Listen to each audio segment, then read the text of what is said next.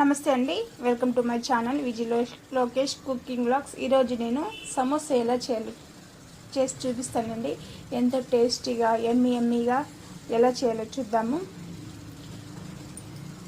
ముందుగా ఒక mixing bowl తీసుకోవాలి. తర్వాత జాలిగంట తీసుకోవాలి. ఒక మిక్సింగ్ బౌల్ తీసుకున్నాక ఇందులో జాలిగంటతో ఒక కప్పు దాకా పిండి ఇది కొద్దిగా వేసుకుంటూ జల్లెడ పెట్టుకోవాలి. దీంతో ఏదైనా చెత్త ఉంటే కూడా ఈ జల్లెడతోనే ఆగిపోతుంది. ఇలా జల్లించుకోవాలి. ఇలా జల్లించుకోవడం వల్ల సమోసా అనేది సాఫ్ట్గా చాలా బాగా క్రిస్పీగా వస్తుందండి. ఇలా జల్లెడ పెట్టుకున్న తర్వాత దీనిలోకి కొద్దిగా సాల్ట్ వేసుకోవాలి. 1 స్పూన్ దాకా వామ్ వేసుకుంటే చాలా టేస్టీగా ఉంటుంది. ఇలా క్రష్ చేసి తీసుకోవాలి. 1 స్పూన్ దాకా నెయ్యి వేసుకోవాలండి. మీ దగ్గర నెయ్యి లేకపోతే నూనె కూడా వేసుకోవచ్చు. ఇలా నెయ్యి వేసుకున్న తర్వాత అంత కలిసిలాగా ఒకసారి ఇలా కలుపుకోవాలి. నెయ్యి అంతా ఇలా కలుపుకున్న తర్వాత కొద్దిగా నీళ్ళు పోసుకుంటూ పిండిని చపాతి పిండిలా కలుపుకోవాలండి. సాఫ్ట్గా కొద్దిగా నీళ్ళు పోసుకుంటూ కలుపుకోవాలి. ఒకేసారి పోసుకోకూడదు.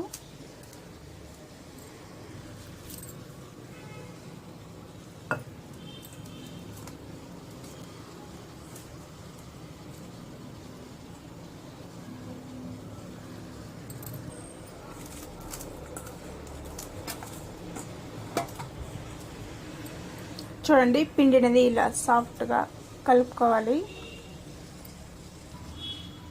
ఇలా కలుపుకున్న తర్వాత ఒక క్లాత్ అయినా ఒక ప్లేట్ అయినా ఇలా పెట్టుకొని దీన్ని పక్కన పెట్టుకోవాలి. ఒక అర్ధగంట పెట్టుకోవాలి, అంటే 30 మినిట్స్ పెట్టుకోవాలండి. ఆ తర్వాత స్టఫింగ్ రెడీ చేసుకోవాలి. ఇలా 2 ఆలు కట్ చేసుకుని ఉడకబెట్టుకున్నాను. ఇలా బాగా మెత్తగా ఉడకబెట్టుకున్నాను.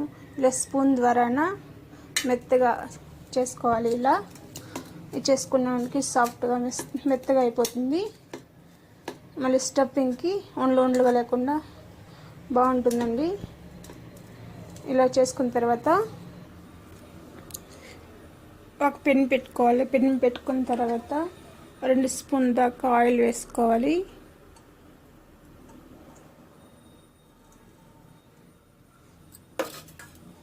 ఆయిల్ వేసుకున్న తర్వాత 1 స్పూన్ దాకా జీలకర్ర వేసుకోవాలి. జీలకర్ర సన్నగా కట్ చేసి పెట్టుకున్న పచ్చిమిర్చి వేసుకోవాలి. పచ్చిమిర్చి వేసుకున్న సన్నగా కట్ చేసుకున్న ఉల్లిపాయలు వేసుకోవాలి. అలాగే కొద్దిగా కరివేపాకు వేసుకొని ఫ్రై చేసుకోవాలి.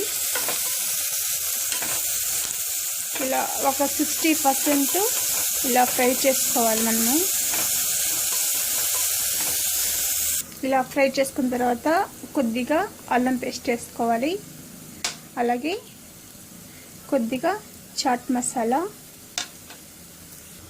కొద్దిగా కారం, పసుపు వేసుకోవాలి. మనము ఆలు ఉడకపెట్టుకునేటప్పుడు ఉప్పు వేసుకోలేదు కాబట్టి ఇప్పుడు వేసుకుంటున్నాను. కొద్దిగా 1 స్పూన్ దాకా వేసుకొని అంతా కలిసేలాగా ఒకసారి కలుపుకోవాలి.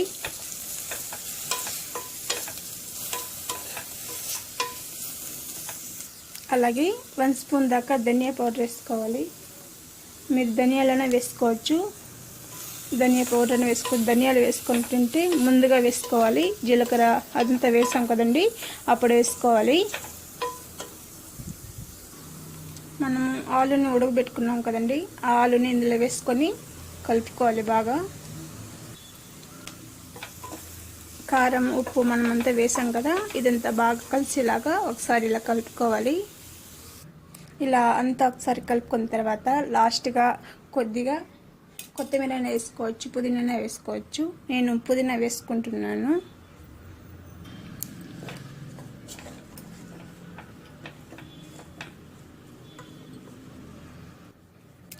అంతేనండి, స్టఫింగ్ అయితే రెడీ అయిపోయింది. ఇప్పుడు మనము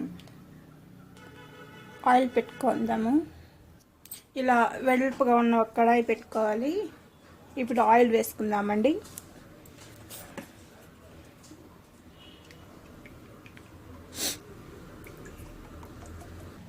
హాఫ్ అన్ అవర్ అయిన తర్వాత క్లాత్ తీసి పక్కన పెట్టేద్దాము. ఒకసారి బాగా కలుపుకోవాలి.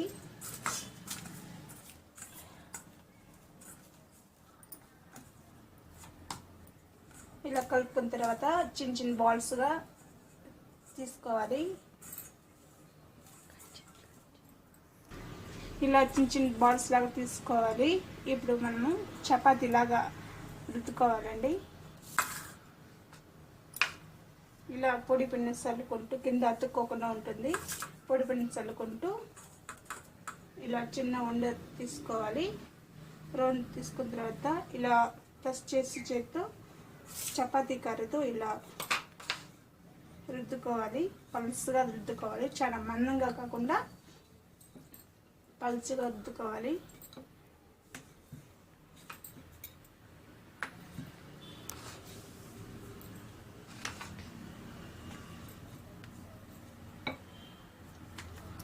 ఇలా వెడల్పుగా రుద్దుకున్న తర్వాత ఇలా వెడల్పుగా ఉన్న ఒక దోశ ప్యాన్ పెట్టుకుంటూ దీని మీద లైట్గా కాల్చుకోవాలండి. చపాతీకి ఇలా కాదు, కొద్దిగా లైట్గా వేడెక్కిందంటే చాలు.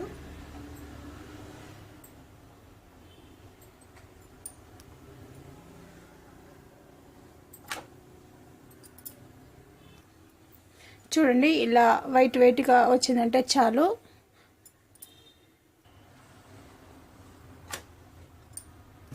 ఇలా లైట్గా ఫ్రై అయిన తర్వాత ఇలా టర్న్ చేసుకోవాలి. అంతేనండి, చాలు. మనం తీసేద్దాము. ఇదేలాగా అన్నీ చేసుకోవాలండి. ఇలా అంతా లైట్గా ఫ్రై చేసుకున్న తర్వాత మనం దీన్ని కట్ చేసుకోవాలి. దానికన్నా ముందుగా కొద్దిగా మైదా పిండి తీసుకోవాలి, కొద్దిగా నీళ్ళు వేసుకోవాలండి. ఉండ లేకుండా కొద్దిగా కలుపుకోవాలి. చూడండి, ఇలా ఉండ లేకుండా ఇలా చిక్కగా కలుపుకోవాలి. దీన్ని పక్కన పెట్టుకుందాము. ఇలా ఉన్న వాటిని మనము చాకు ద్వారా కట్ చేసుకోవాలి.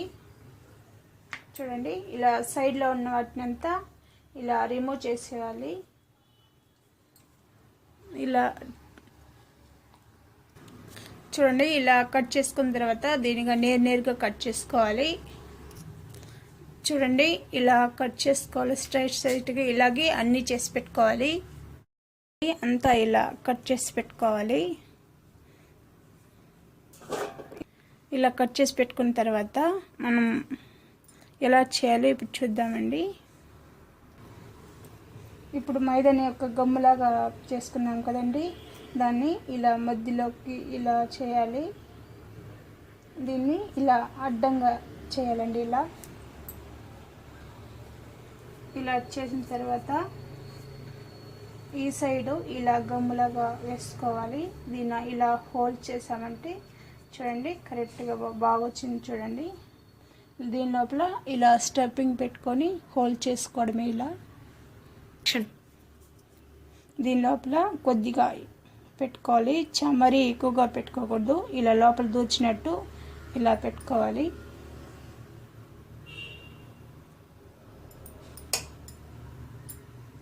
అలాగే ఈ సైడ్ అంతా ఇలా పోసుకున్న తర్వాత ఇలా హోల్డ్ చేసేయాలి. ఇలా హోల్డ్ చేసామంటే కరెక్ట్గా వచ్చేస్తుంది. చూడండి, సమోసా చాలా బాగుంది. ఇలాగే అన్నీ చేసుకోవాలండి, చాలా ఈజీగా చేసుకోవచ్చు. ఇలా చేసుకుంటే చాలా క్రిస్పీగా కూడా చాలా బాగుంటుంది. అంతా ఇలా చేసుకోవాలి. ఇలా చేసుకున్న తర్వాత ఇప్పుడు మనం ఫ్రై చేసుకోవాలి. ఒకసారి ఆయిల్ వేడెక్కింది చూడడానికి మనం సైడ్లో కట్ చేసి పెట్టుకున్న పీస్ని ఒకటి వేసుకోవాలి, ఇందులోకి వేసుకోవాలి. చూడండి, ఆయిల్ బాగా వేడెక్కింది, అది పైకి వచ్చేసింది. నేను కొబ్బరి ఆయిల్లో ఫ్రై చేస్తున్నానండి. కొబ్బరి ఆయిల్లో ఫ్రై చేస్తే చాలా మంచిది ఆరోగ్యానికి. ఒంట్లో వేడిని కూడా వేడి చేయకుండా ఉంటుంది. అందువల్ల నేను కొబ్బరి నూనె యూజ్ చేస్తాను. అన్ని వంటల్లోకి నేను కొబ్బరి నూనె యూజ్ చేస్తానండి, చాలా మంచిది. ఇలా చేసి పెట్టుకోవాలి. ఇప్పుడు ఆయిల్లో వేసుకుందాము.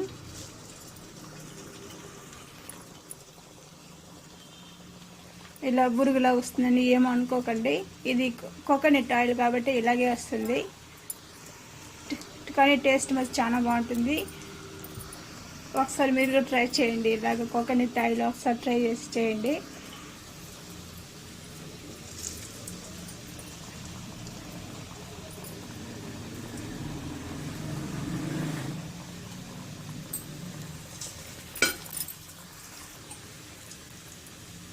సమోసాలో నూనెలో వేసిన కొద్దిసేపుకి గెంటితో అలా కలపకట్టకూడదండి, కొంచెం ఒక 2 నిమిషాలు అలాగే వదిలేయాలి.